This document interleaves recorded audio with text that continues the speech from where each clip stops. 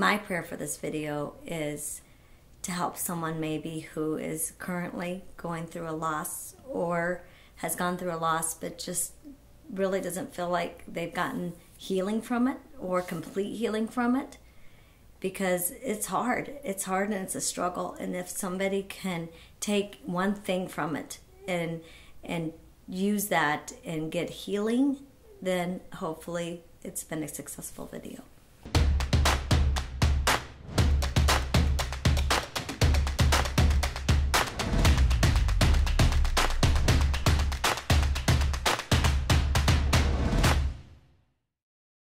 So today we're going to talk about the contrasts at Christmas. Our story starts in 2010 when I lost my mother-in-law, Fran Fish, of 24 years. She died on December 18th, 2010. Another part of our story is the loss of my grandmother, Ruth Castillo. So she had a restaurant in Sioux City called Ruth's Cocina. So if you're from our area here, you know her from that restaurant. She died in December 16th, 2014. The interesting thing was the first loss in 2010 really caught us off guard and wrecked us. And me, as the so-called expert, had a difficult time regrouping my family and especially regrouping my wife during that very difficult time. The interesting part for us is in 2014 we handled it a little bit better because we had some stages of growth that helped us to pull through.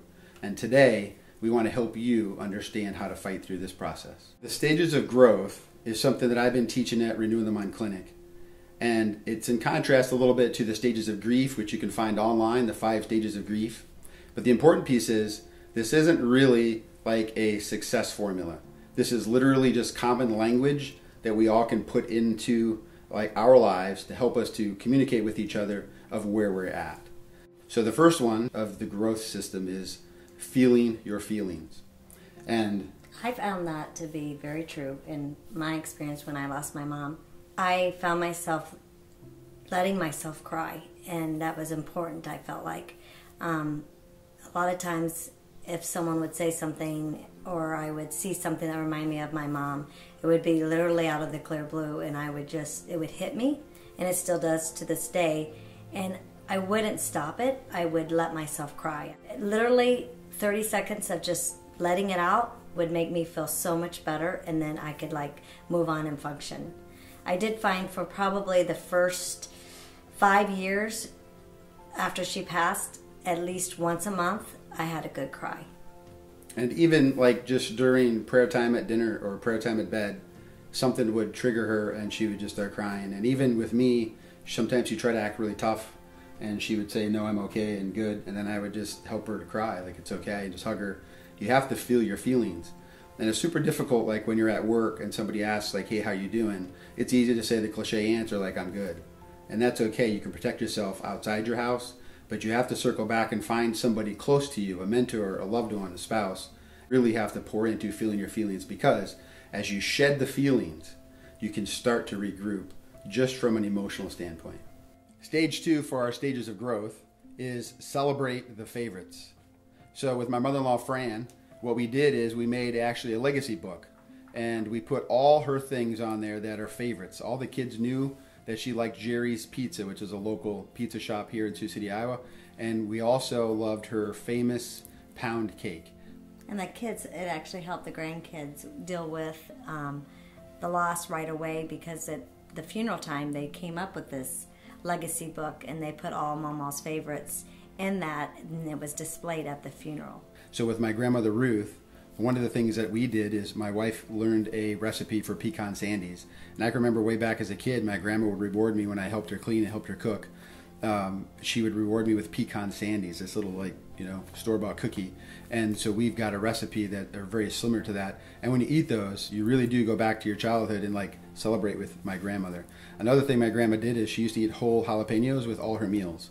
She wouldn't dice them up and cut them up. She just wanted that thing to snap. And so anywhere you were with her or around her, you'd hear her bite into a jalapeno. So when I have whole jalapenos around, I bite into it like that. And it reminds me of my grandmother, because not only do you feel the heat, but I just laugh because I think about her biting into jalapenos even in her older age.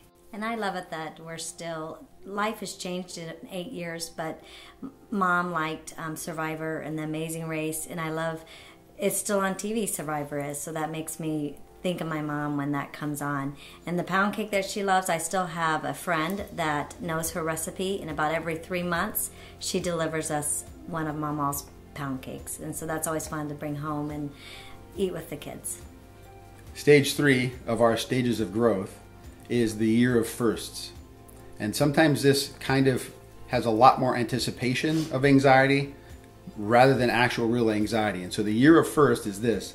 You have to prepare yourself for the first Christmas without your mother-in-law or without my grandmother. People anticipate a problem that's bigger than the actual real problem. So like if this event's going to be a 4 out of a 10 on stress, me anticipating like the loss and how much impact this is going to be, I feel like it's going to be a 9 out of 10. And so because of that, I carry anxiety into the event, and then I'm actually in the event, but I'm mourning the loss, and so I'm not even celebrating the event. So now what happens is I wreck 2 events. Like I don't have my mother-in-law with me, and now Christmas stinks. Or I don't have my grandmother with me, and now Easter stinks. And so what you want to do is you have to be aware that you're making a mountain out of a molehill, because the fact that she's not going to be there is very difficult. But as I pray through it, I process through it with loved ones, we actually have to look at each other and say, okay, how can we make this part great? And this is going to be a year first for all of us, and it's partly going to hurt, but we go back through those stages, right? So we feel those feelings, we talk to people, and we celebrate the favorites, and we all understand, hey, this stinks for all of us. It's a year first, but we're here, and we're going to celebrate the people who still are here and the loved ones that we have with us. Otherwise, our loved ones get overlooked because I'm thinking about a loss. We struggled with the year first with Fran. Yeah, within the first month of losing my mom, I turned 40, and that's a big birthday. And so that was going to be a hard day. But my family, my dad and my sisters during the day just made it special. They bought a cake. They did things that probably they normally wouldn't have done. But it made it special. And that first turning 40 was okay. Stage 4 is the new normal. And this is a very fun stage because you get to circle up with your family and you ask a question. Okay, adding the favorites of Fran or adding the favorites of Grandma Ruth, how can we make Easter special? What do we want to add to our family tradition? Anticipating my grandmother Ruth getting sick, we had her over when she was still younger to get recipes from her. And what we do during like Christmas time is we'll make sometimes tamales, or sometimes we'll make homemade tortillas, and we do things like that that actually transfers into our new normal, and we create our new Christmas. So it's no longer like her childhood Christmas or my childhood Christmas, but we integrate those pieces. And what happens at this new normal is you start to look around and you say, what's awesome about this, right? So we're missing Fran, or we're missing Grandma Ruth, but somebody is kind of pushing that piece or that legacy into our new normal. And so then after years, that people just grow up knowing that that's our tradition. And we say, oh yeah, that came from Fran. Or we say, oh yeah, that came from Grandma Ruth. And it's just simply integrated into, so that way it's not a season of loss, but we celebrate this concept of what's awesome about this new opportunity. Stage 5 is turning back and healing your family, your extended family, and your friends. So what this means is, as you push through your stages, you're going to develop a very important skill set of managing all your feelings through these 5 stages. And this important skill set that you have is going to be very valuable to your friends and family who are just struggling through loss.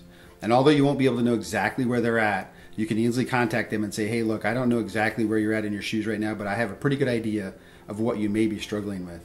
And that important skill set that you have is learning from mistakes when people helped you through your loss or your loved one's funeral. Through that process, you can actually say, hey, this is a great idea we have to help you because we learned it through our process. One simple thing that we learned that we had never realized before was just helping people during that week of funeral times. Right after Mom passed away, friends and church members and family were dropping off water and pop and food and vegetable trays, and we're like, what are we going to do with all this food and all this coolers of beverages of water? And it was like, what are we going to do with it? Within a few days, or that week of having to plan for the funeral, be at the funeral, having friends come in town and family, we had gone through all the food and all the water. So what I do now is if I hear a neighbor or someone that has lost someone that I know, I will make sure I drop off a case of water, a vegetable tray. It's just that little bit of something that I'm giving them that will help them through that week. And I didn't realize how much of a help it was until I actually experienced it. One of the things that I want you to really focus on through this process is how much stronger you will be as a person coming through this process of loss. What you have is an amazing skill set through these 5 stages where you can easily walk up to a friend, a family member, a loved one and say, look, I have something to offer to you and I can help you understand that. And having that strength, having that fortitude, that mental strength, that resiliency that pushed you through this process, that's going to put you at another level to help somebody else through it. And although we have a stronger skill set now, I would never trade this skill set, right, for the loss of my mother-in-law or the loss of my grandmother. But having to go through something that stinks and is a mess and it's painful actually makes you stronger pushing through this process. And this is the important piece. If we sit down and just live in anger and live in bitterness and live in depression, we can't actually grow. So we want to offer you these 5 stages of growth so that even though you go through what stinks in life, this big significant loss, you can come out stronger and more resilient on the other side, and then you can turn back and heal your brothers and sisters. If you liked this video, be sure to give us a thumbs up below and subscribe to this channel so you can stay up to date about all the stuff going on at RTM Clinic.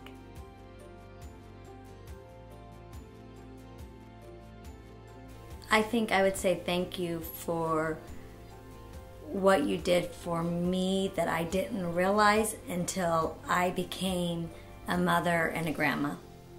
We had our first Tyler at age 16, and Mom just stepped up and helped and babysat and took me to my doctor's appointments, and she did all these things that I think I kind of took for granted.